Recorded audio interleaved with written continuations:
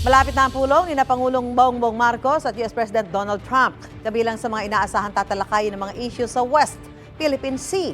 May unang balita si JP Soriano. July 20 hanggang 22 ang pagbisita ni Pangulong Bongbong Marcos sa Amerika. First official visit ito ng Pangulo sa ilalim ng administrasyon ni US President Donald Trump. Sabi ni Foreign Affairs Secretary Teresa Lazaro, si Trump mismo ang nais makausap ang Pangulo. It is President Trump who invited President Marcos to this meeting. The President will be staying in the presidential guest house, the Blair House. So that means something too. Ayon sa DFA, kasama sa inaasang pag-uusapan ng issue ng West Philippine Sea at ang pagpapalakas pa ng defense cooperation ng Pilipinas at Amerika. Nitong Sabado, nagharap sa trilateral meeting sina Lazaro, US Secretary of State Marco Rubio at Japan Foreign Minister Iwaya Takeshi sa Malaysia. Sabi ni Lazaro, matibay ang ugnayan ng Pilipinas sa Amerika at Japan, pero mananatili ring matatag ang linya ng komunikasyon ng Pilipinas sa China. We have a strong communication lines with China and will maintain the strong communication lines.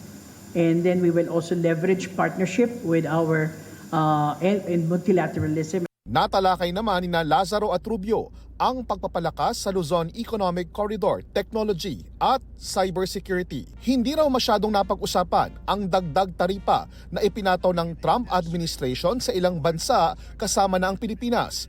Pero hirit daw ni Lazaro kay Rubio.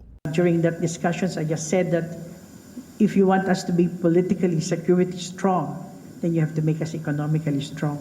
Kasabay nito, nagpahayag ng suporta ang kalihim sa pag-alma ng mga kinatawan ng Embahada ng Pilipinas sa China sa isang pagtitipon na inorganisa ng isang Chinese think tank sa Beijing na minaliit ang kahalagahan ng 2016 arbitral ruling. Sabi ng Department of Foreign Affairs, coordinated sa kanila ang sagot ng Embahada ng Pilipinas pagdating sa 2016 arbitral ruling. They've done what they are expected to do and discuss this over in their discussions with that think tank. There were a lot of discussions there on certain issues that are maybe misleading, but we have given our statement, and this is exactly the statement also more or less with our position here in the headquarters in Manila. July 12, 2016, inilabas ng Arbitral Tribunal ang desisyon nitong nagbabasura sa 9-line historical map ng China na umaangkin sa halos buong South China Sea, kabilang na ang West Philippine Sea. Ilang beses nang sinabi ng China na hindi nila kinikilala ang desisyon. Pero sabi ni Lazaro, alam ng China na patuloy na kumakapit ang Pilipinas sa 2016 arbitral ruling. I took the opportunity to underscore that the award forms part of the corpus of international law and is now entrenched in international jurisprudence and remains a cornerstone of Philippine maritime policy along with the 1982 UNCLOS. Ito ang unang balita, JP Soriano para sa GMA Integrated News. Gusto mo bang mauna sa mga balita?